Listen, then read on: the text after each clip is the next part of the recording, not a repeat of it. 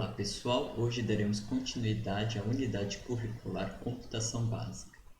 Nesta terceira aula falaremos sobre fluxo de controle ou tomada de decisão. Para isso falaremos sobre dois comandos, o comando if e o comando switch.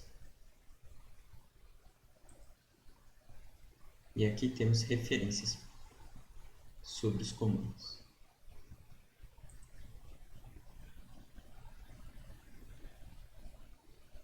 Então vamos à primeira parte, sobre o comando if e aplicações. A estrutura do comando if, ela pode ter essas três possibilidades. Uma em que nós vamos ter uma condição do tipo se então.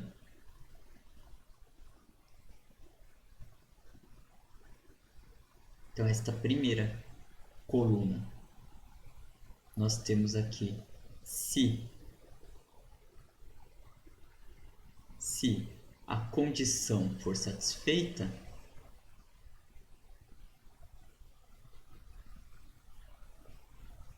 então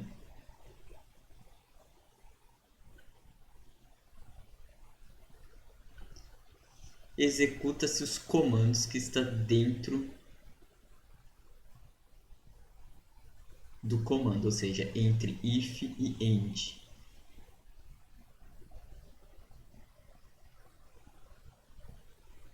Então aqui condição ou condições. Então se as condições ou se a condição for satisfeita,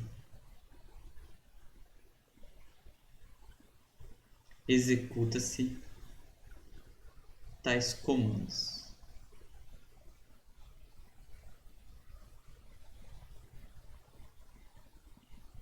Então aqui nós temos o código, vem dentro do código, a gente muda o fluxo dele. Se a condição for satisfeita, ele vai executar esses comandos que estão dentro do if e depois continuar a execução. Se não for satisfeito, o que vai acontecer? O código vem sendo executado. Se a condição não é satisfeita,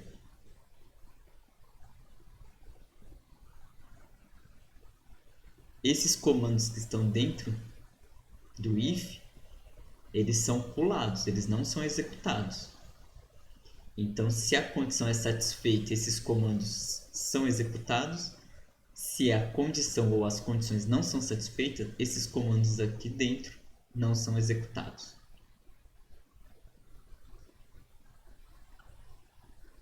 Uma segunda possibilidade é essa segunda coluna, para o comando if. Então, vem a execução. Se as condições forem satisfeitas, faça esses comandos aqui. Caso contrário, ou seja, se não for satisfeita, esse segundo conjunto de comandos que será executado. E a terceira possibilidade é, se tais condições forem satisfeitas, executa esse primeiro conjunto de comandos. Se outras condições são satisfeitas, executa este segundo conjunto de comandos. Caso contrário, ou seja, se nenhuma das condições anteriores são satisfeitas, executa esse último conjunto de comandos. Tá? Lembrando que nesta última coluna não há necessidade de ter apenas um else if. Ou seja, você pode pôr aqui no meio quantos else if forem possíveis, tá? Então aqui nesta parte pode colocar quantos else if forem possíveis. Então, se você tiver 15 else if, não tem nenhum problema, você pode colocar todos aqui. Tá? Então você pode colocar mais else if aqui dentro. Aqui eu só pus 3, eu só pus um else if para exemplificar, mas aqui pode ter mais.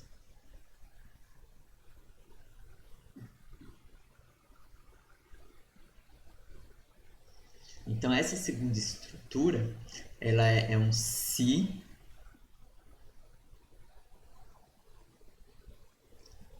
primeira condição ou primeiras condições, então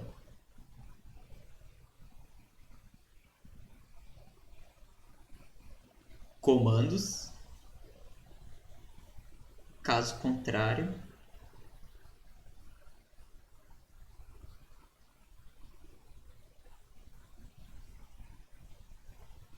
os últimos comandos. Então, se então, caso contrário.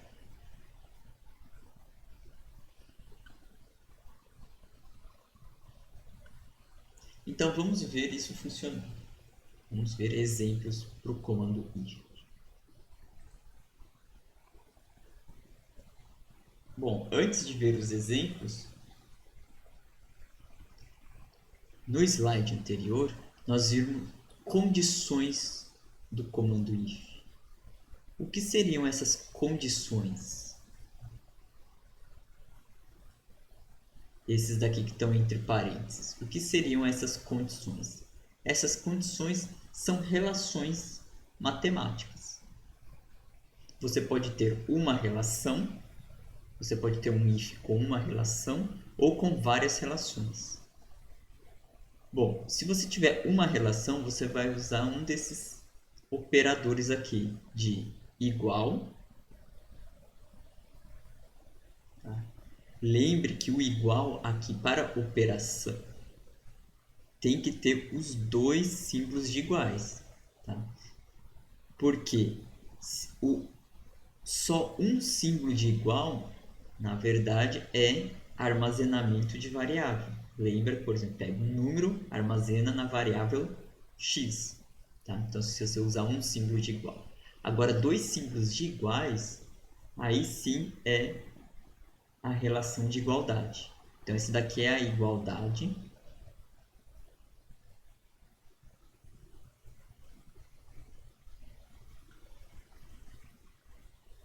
Esse daqui é o diferente.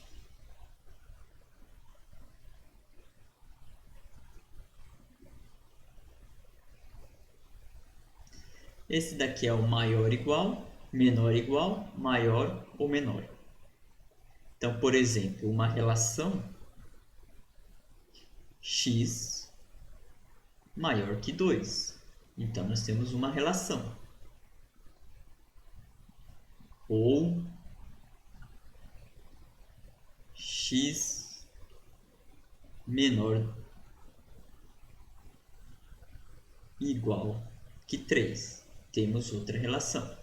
Então, esse daqui é uma relação. Esse daqui é outra relação. E se tivermos situação que temos que combinar relações? Por exemplo, se nós tivermos uma condição desse tipo. 2 menor que x menor ou igual que 3. O que nós temos aqui são duas relações que têm que ser satisfeitas, ou seja, nós temos uma condição que aqui é uma condição, aqui é outra condição, ou seja, temos duas condições. Então, se isso fosse colocar no if, nós teríamos duas condições. Então, como a gente junta essas duas condições? Nós podemos juntá-lo no sentido, né, de soma com o símbolo de e. Então, esse daqui representa um e, é um operador lógico que representa e. E esse símbolo aqui é o operador lógico ou uma coisa ou outra. E se for uma coisa e outra, é o símbolo de e comercial. Então ficaria desse tipo. Nós teríamos x maior que 2. Esse primeiro caso aqui. E aí teríamos o símbolo comercial e x menor ou igual que 3. E aí a gente está combinando aqui duas relações.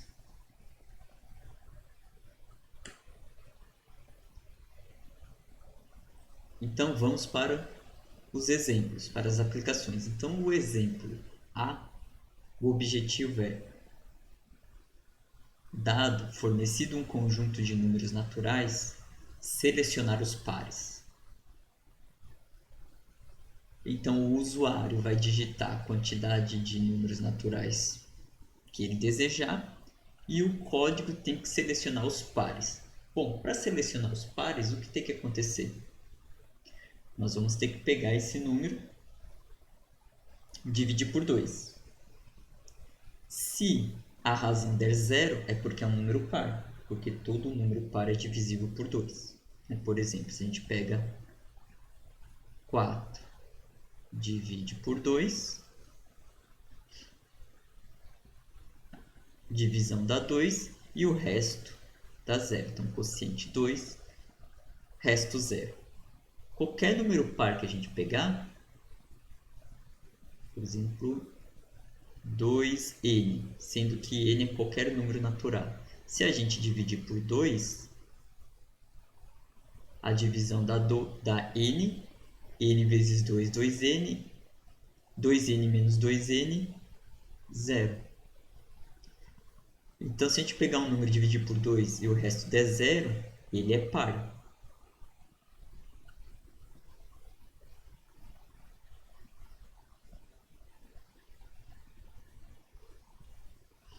Agora, se a gente pegar um número ímpar e dividir por 2, o que acontece? Está sempre resto 1. Por exemplo, se a gente pegar o número 5 e dividir por 2,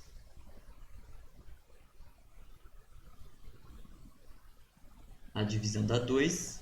2 vezes 2, 4. 5 menos 4, 1. Então, o resto dá 1.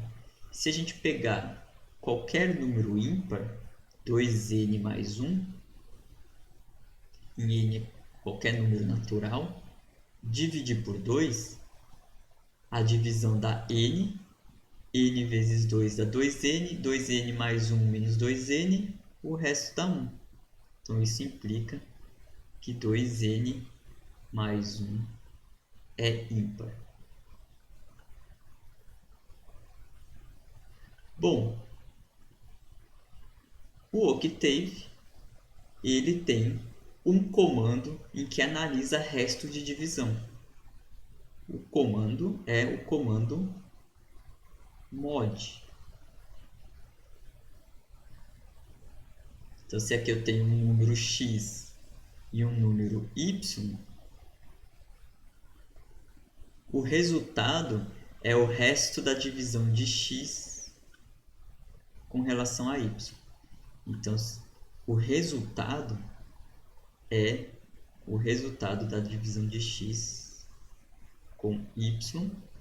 Aí aqui é o quociente e aqui é o resto. Esse resto é obtido por este comando mod.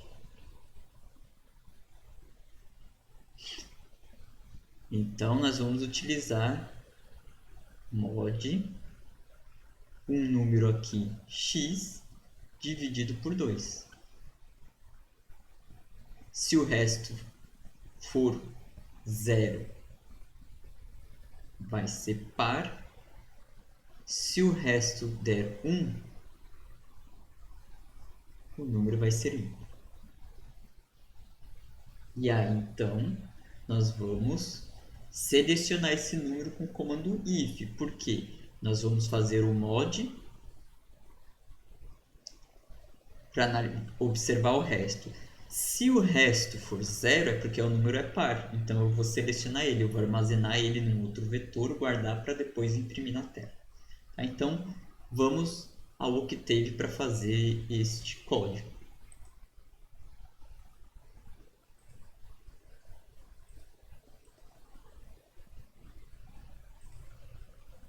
Então, aqui no Octave, já salvei um arquivo da nossa aula 3, exemplo 1,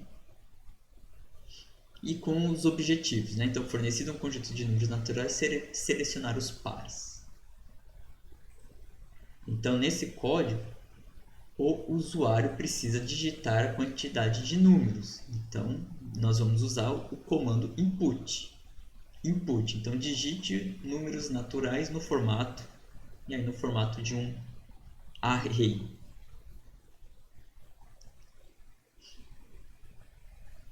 E o usuário poderá digitar qualquer quantidade. Bom, se ele vai digitar qualquer quantidade, nós vamos precisar da informação que quantidade é essa. Para isso, nós vamos, depois que o usuário digitar, nós vamos querer saber o tamanho desse vetor. Então, quantos números que o usuário digitou. Aí nós vamos usar o comando len.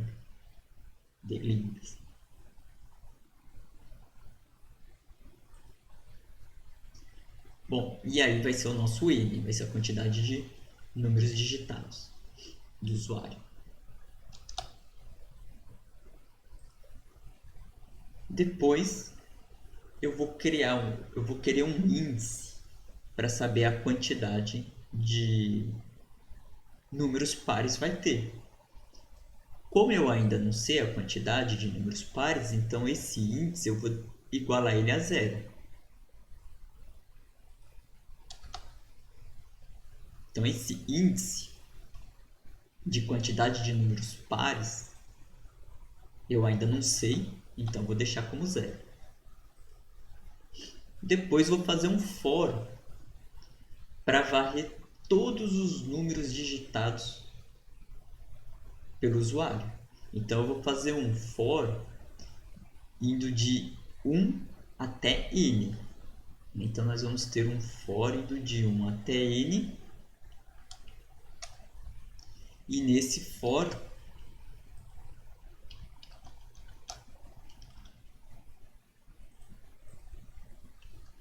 neste for vai estar o teste que nós queremos fazer. Qual é o teste que nós queremos fazer? Nós queremos testar um número se ele é par e, ao testá-lo, se for confirmado, se a condição for satisfeita, eu quero selecionar esse número. Então, para isso, nós vamos usar o comando if.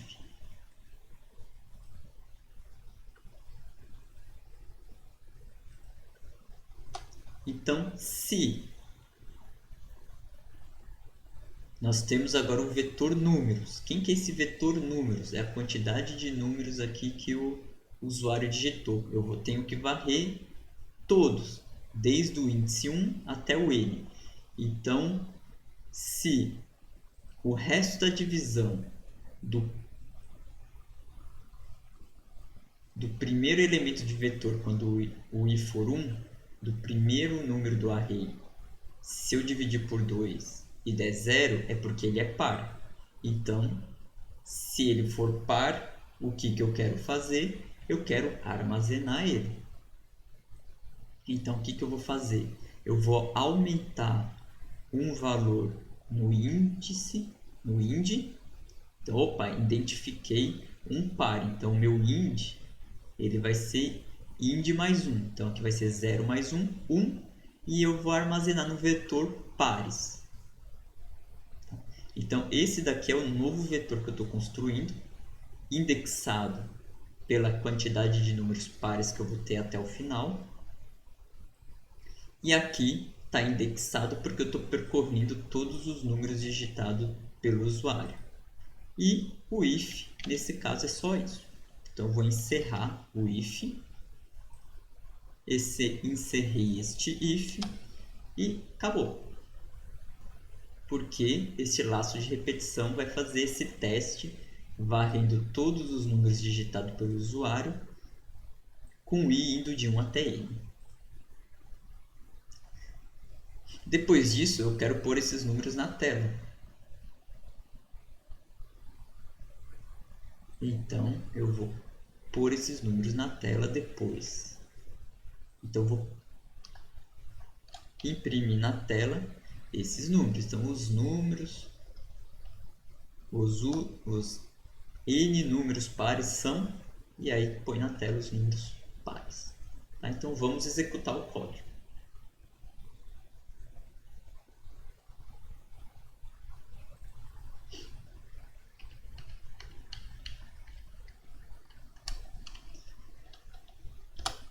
Então digite números naturais no formato.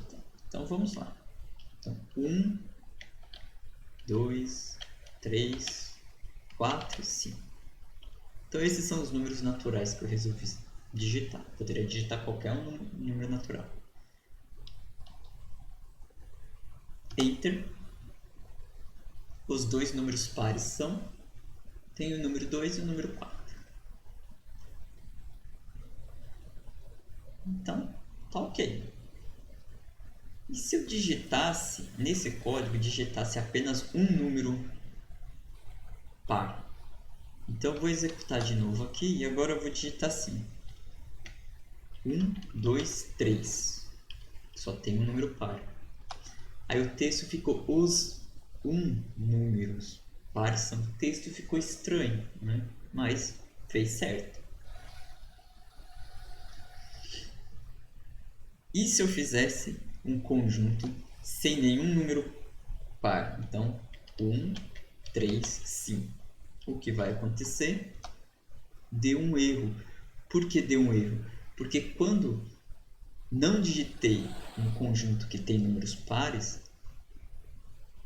o código não criou o vetor pares. Ele não criou esse vetor aqui. Então, ao imprimir na tela, ele não existe. Então, por isso que tem um erro. Então, nós podemos melhorar esse código para incorporar essas outras opções. Que opção? Quando eu tiver só um número par ou quando eu tiver nenhum número par.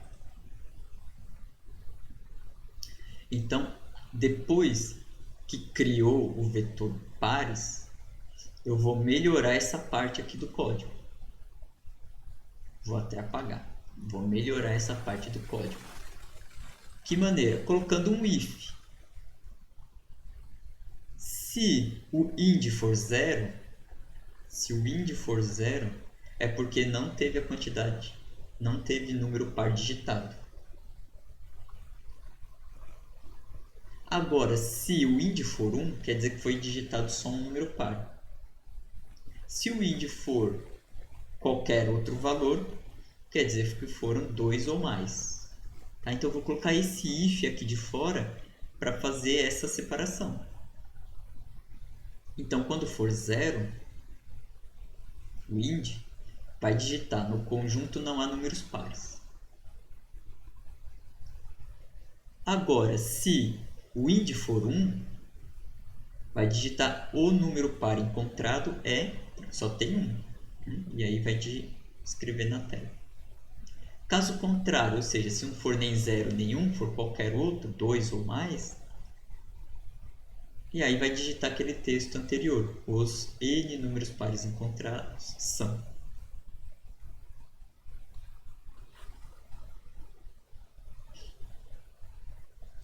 Então vamos executar agora. Então, agora eu vou digitar um que não tem nenhuma quantidade de números pares. Agora não deu erro. Agora escreveu no conjunto não há números pares, sendo que anteriormente deu erro. Se eu digitar um conjunto só com um número par, o número par encontrado é 2. Agora, 2 ou mais vai cair no caso anterior que estava funcionando já direito. Então, este foi o primeiro exemplo.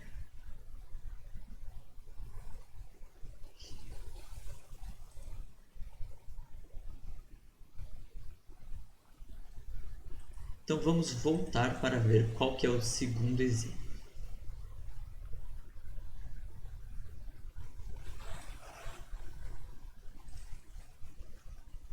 O segundo exemplo é classificar e encontrar as raízes de uma equação de segundo grau.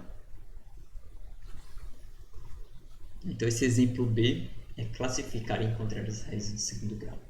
Bom, o que nós vamos ter?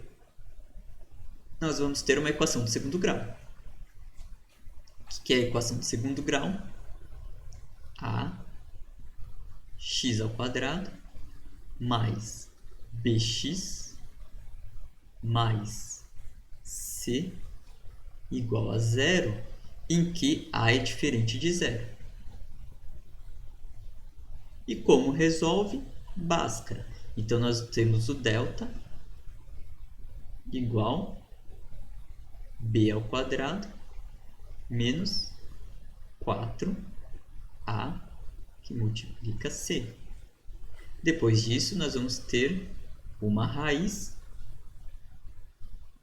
que é de que forma? Menos b. Aqui é mais ou menos, né? Então vamos pôr primeiro negativo, menos raiz de delta dividido por 2a, e vamos ter a segunda raiz, menos b, mais raiz de delta dividido por 2a. Bom, quais são as possibilidades aqui? As possibilidades são com relação ao discriminante. Nós temos três casos. Se o delta for maior do que zero, nós temos duas raízes reais distintas. Então, nós temos duas raízes reais distintas.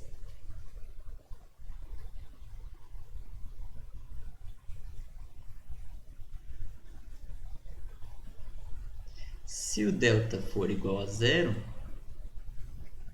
nós temos duas raízes reais, só que iguais.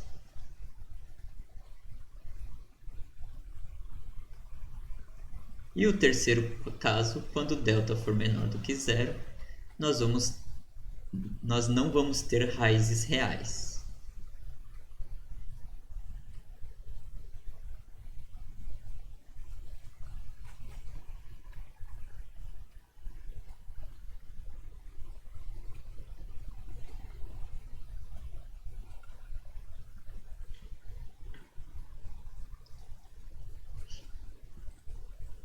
Então, esse é a ideia do nosso código.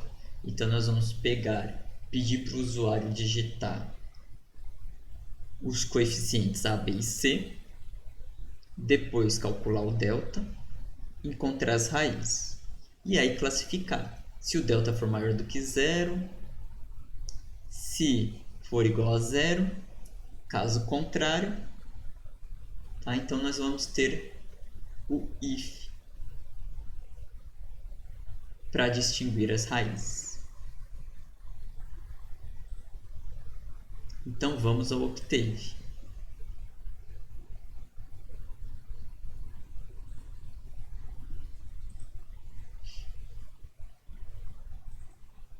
Então aqui já deixei o segundo código com o texto de identificação dele para o exemplo B. E agora digitar na tela aqui,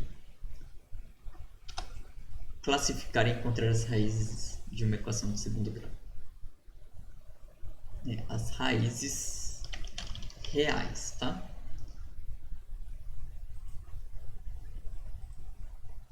Se você quiser considerar as complexas, bem, você vai ver que a modificação do código não tem grandes modificações.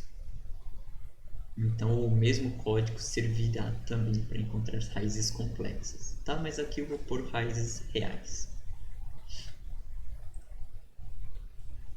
Então, pedir para o usuário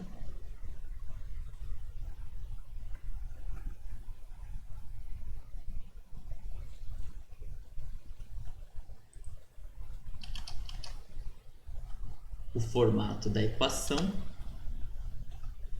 e agora pedir para o o usuário digitar do teclado os três coeficientes A, B e C. Depois disso, vamos calcular o delta. Depois de calcular o delta, vamos encontrar as raízes x1 e x2.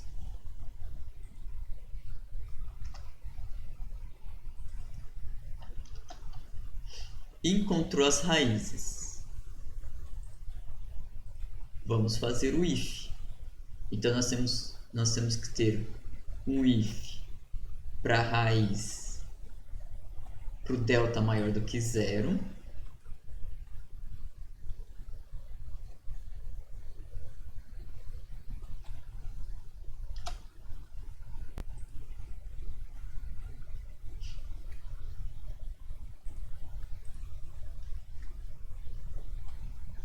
Depois nós temos que ter um if para o delta igual a zero.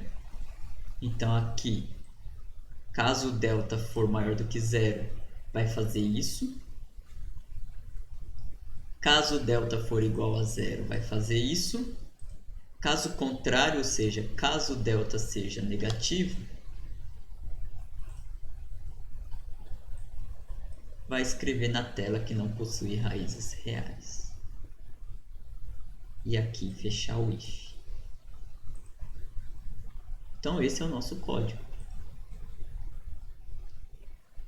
Vamos executar.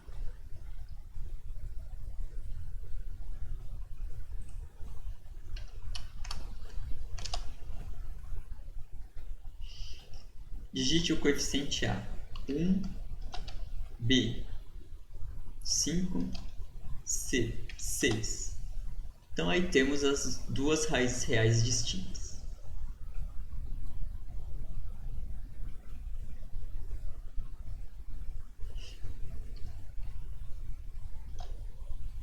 Agora, vou digitar um outro exemplo. Vou colocar coeficiente A 1, 2 e 1. Opa, 3, desculpa, falei 1, falei 3, né? Então, não possui raízes reais. Esse segundo exemplo. Agora, o terceiro exemplo.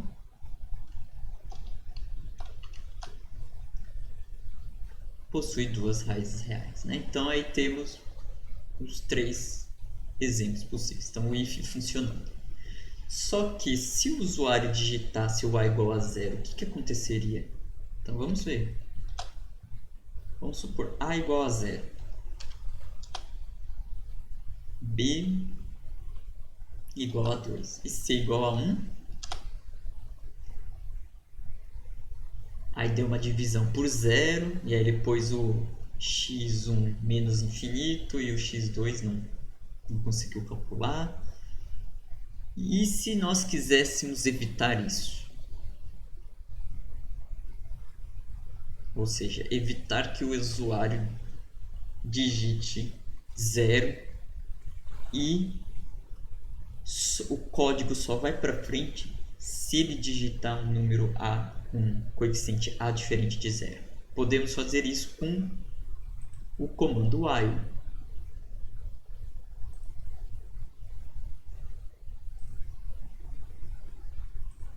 Então, como nós poderemos modificar?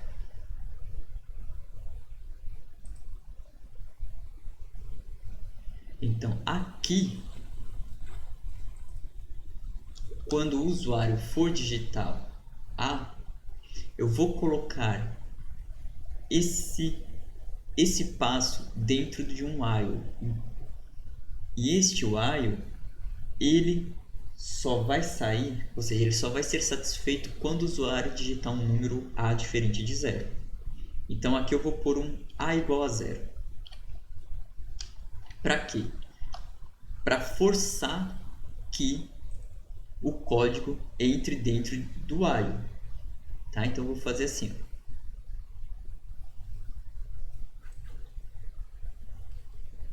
While A igual a zero. Então faça enquanto A igual a zero. Como aqui o A já é igual a zero, quando chegar o a é igual a zero, quando chegar no comando while, ele vai ver a é igual a zero. Então ele vai entrar neste laço de repetição.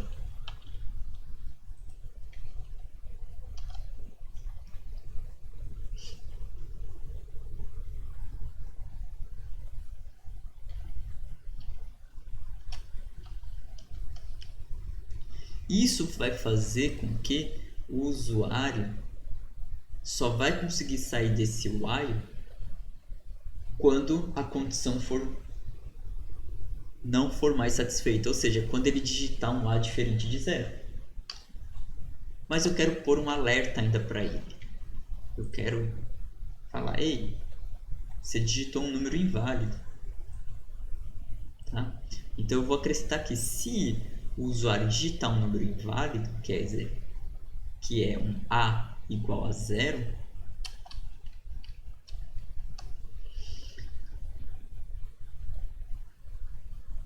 então se ele digitar um igual a zero, vai encontrar vai falar que o coeficiente é inválido e esse laço de repetição vai ficar para sempre.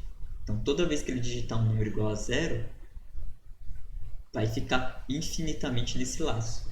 Se o usuário digitar um A diferente de zero, aí o código sai e prossiga com o seu curso. Tá? Então vamos ver como vai ficar.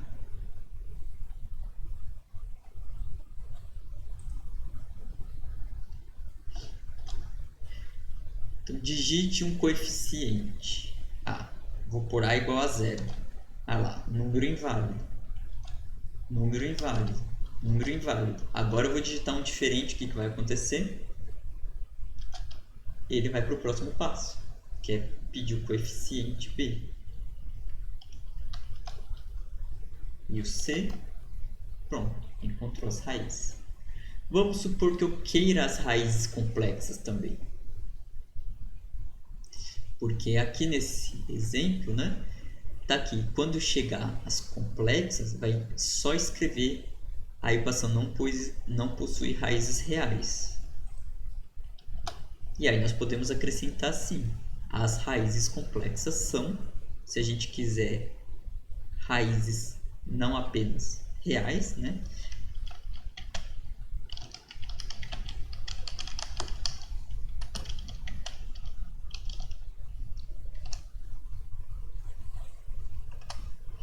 e aí nós podemos acrescentar então para ele pôr na tela x1 e x2.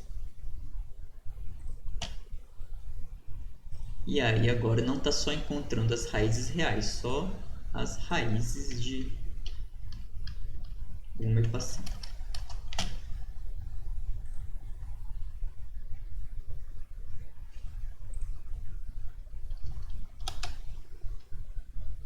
Um, dois, três. Pronto, aí temos as raízes complexas. Então esse foi nosso segundo exemplo. Agora vamos para o terceiro exemplo. Vamos voltar lá nos slides.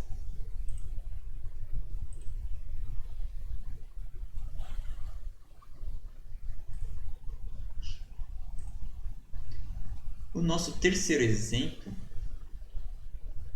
vai ser um que é construir o seguinte gráfico, em que a f é dada por essas três condições.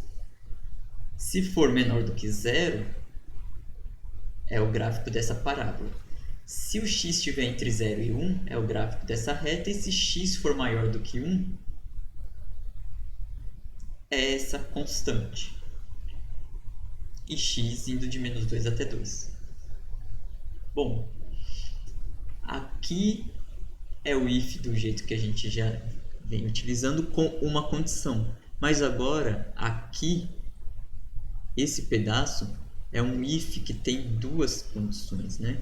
Então, esse daqui, nós vamos precisar escrever de que forma? Nós vamos precisar escrever x maior ou igual que zero e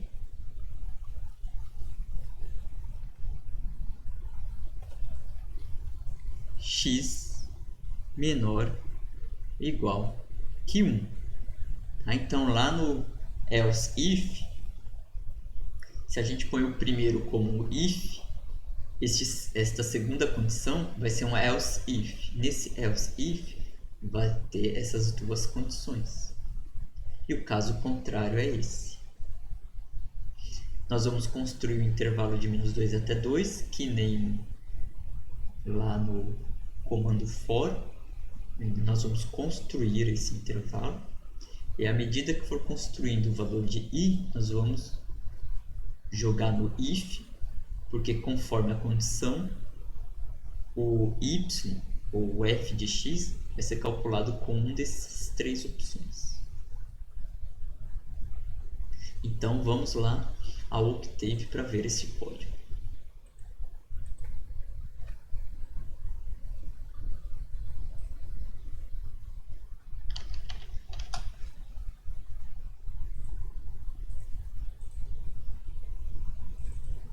Então aqui já pus o cabeçalho e agora vamos ao código. Nós vamos construir o intervalo. Então o A-2, o B2, eu vou pôr sem a quantidade de subintervalos. E aí o H vai ser B-A dividido por N, que nem a gente viu lá no vídeo sobre aplicações do comando for.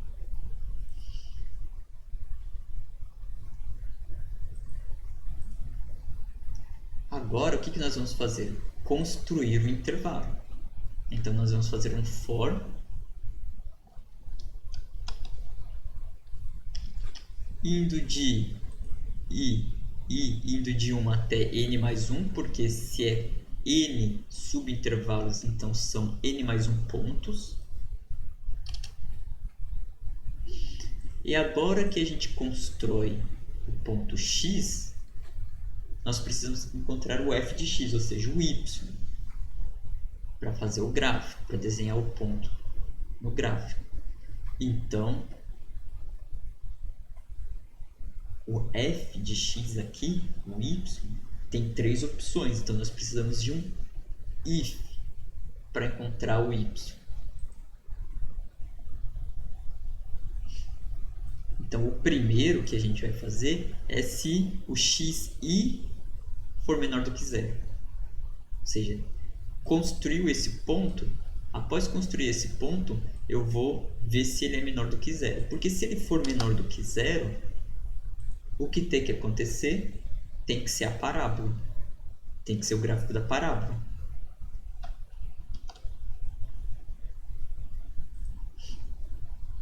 Mas se o x estiver entre 0 e 1, podendo ser a igualdade, então se x for maior do que ou igual a 0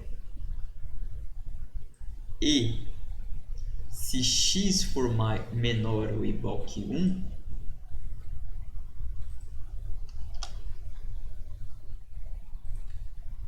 o gráfico é da reta.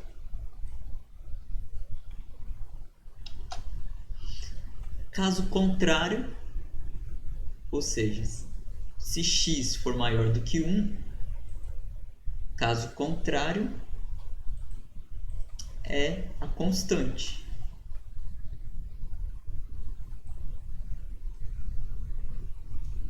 Então, caso contrário,